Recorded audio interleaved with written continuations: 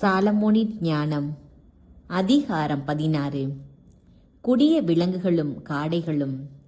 எனவே அவர்கள் அவற்றை போன்ற உயிரினங்களால் தக்கவாறு தண்டிக்கப்பட்டார்கள். விலங்கு கூட்டத்தால் வதைக்கப்பட்டார்கள். இத்தகைய தண்டனைக்கு மாறாக நீர் மக்களுக்கு பரிவு காட்டினீர். சுவை மிகுந்த அரிய உணவாகிய காடைகளை அவர்களுக்கு உண்ண கொடுத்தீர். இவ்வாறு அவர்களது ஆவலை தணித்தீர். எகிப்தியர்கள் உணவு அருந்த விரும்பிய போதிலும் அவர்கள் மீது ஏவப்பட்ட அருவருக்கத்தக்க விலங்குகளால் உணவின் மேல் அவர்களுக்கு இருந்த நாட்டமே அற்றுப்போயிற்று. மக்களோ சிறிது காலம் வறுமையில் வாடிய பின் அரும்சுவை உணவை உண்டார்கள். ஏனெனில் கொடுமை செய்தவர்கள் கடுமையான பற்றாக்குறைக்கு ஆளாக வேண்டியிருந்தது. மக்களுக்கோ அவர்களுடைய பகைவர்கள் எவ்வாறு அல்லல் படுகிறார்கள் என்று மட்டும் காட்ட வேண்டியிருந்தது. வெட்டுக்கிளிகளும் வெண்கல பாம்புகளும். மக்கள் மேல் காட்டு விலங்குகள் கடும் சீற்றத்துடன் பாய்ந்தபோது, நெளிந்து வந்த நச்சு பாம்புகளின் கடியால் அவர்கள் அழிந்து கொண்டிருந்த போது உமது சினம் இறுதி வரை நீடிக்கவில்லை. எச்சரிக்கப்பட வேண்டிய சிறிது காலம் அவர்கள் துன்பத்திற்கு உள்ளானார்கள். உமது திருச்சட்டத்தின் கட்டளையை நினைவூட்ட மீட்பின் அடையாளம் ஒன்று அவர்களுக்கு கொடுக்கப்பட்டது. அப்போது அதை நோக்கி திரும்பியோர் தாங்கள் பார்த்த பொருளால் அன்று அனைவருக்கும் மீட்பனான உம்மாலேயே மீட்பு பெற்றார்கள். இதனால் எல்லா தீமைகளில் இருந்தும் விடுவிப்பவர் நீரே என்று எங்கள் பகைவர்களை நம்ப செய்தீர். ஏனெனில் அவர்கள் வெட்டு கிளிகளாலும் ஈக்களாலும் கடியுண்டு மாண்டார்கள். அவர்கள் உயிரை காப்பதற்கு மருந்து ஏதும் காணப்படவில்லை. அவர்கள் இத்தகையவற்றால் தண்டிக்கப்படத்தக்கவர்கள். ஆனால் நச்சு பாம்புகளின் பற்களால் கூட மக்களை வீழ்த்த முடியவில்லை. உமது இரக்கம் அவர்களுக்கு துணை நின்று நலம் அளித்தது. சொற்களை அவர்கள் நினைவு கூறும் பொருட்டு அவர்கள் கடிப்பட்டார்கள். ஆனால் உடனே நலம் அடைந்தார்கள். அவர்கள் ஆழ்ந்த மறதிக்கு உள்ளாகி பரிவை உதறி தள்ளாதவாறு இவ்வாறு நடந்தது. பச்சிலையோ களிம்போ அவர்களுக்கு நலம் அளிக்கவில்லை.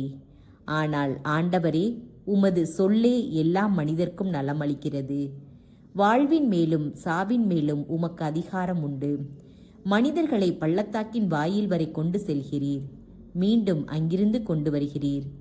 மனிதர் தம் தீய பண்பினால் ஒருவரை கொன்று விடுகின்றனர். ஆனால் பிரிந்த உயிரை அவர்களால் திருப்பிக் கொணர முடியாது. சிறைப்பட்ட ஆன்மாக்களை அவர்களால் விடுவிக்கவும் முடியாது. கல்மழையும் மன்னாவும். ஒருவரும் உமது கையினின்று தப்ப முடியாது. உம்மை அறிய மறுத்துவிட்ட இறை பற்றில்லாதவர்கள் உமது கைவன்மையால் வதைக்கப்பட்டார்கள். பேய் மழையாலும் கல் மழையாலும் கடும் புயலாலும் துன்புறுத்தப்பட்டு தீயால் அறவே அழிக்கப்பட்டார்கள்.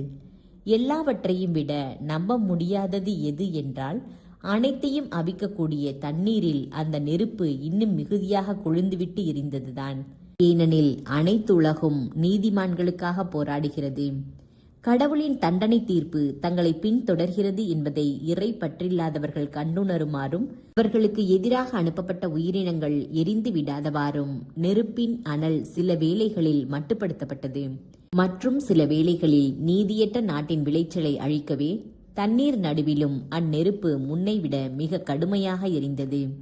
இவற்றிற்கு மாறாக மக்களை வானதூதரின் உணவால் ஊட்டி வளர்த்தீர்.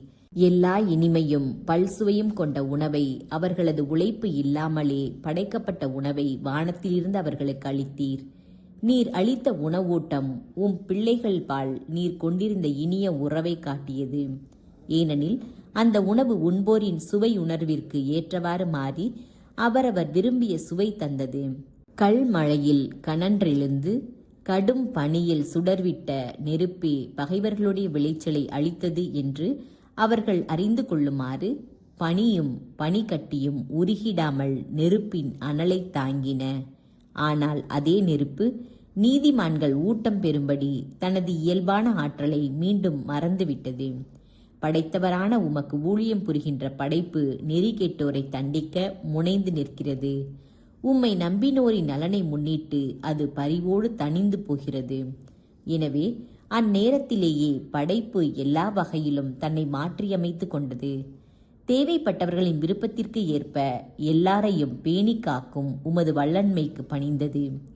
ஆண்டவரே, மனிதரை பேணி காப்பது நிலத்தின் விளைச்சல் அல்ல, மாறாக உமது சொல்லே உம்மை நம்பினோரை காப்பாற்றுகிறது என நீர் அன்பு கூறும் மக்கள் இதனால் அறிந்து கொள்வார்கள்.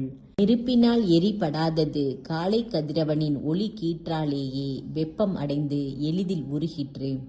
கதிரவன் எழு முன்பே மக்கள் எழுந்து உமக்கு நன்றி கூறவும் வைகறை வேளையில் உம்மை நோக்கி மன்றாடவும் வேண்டும் என்று இதனால் உணர்த்தப்பட்டது.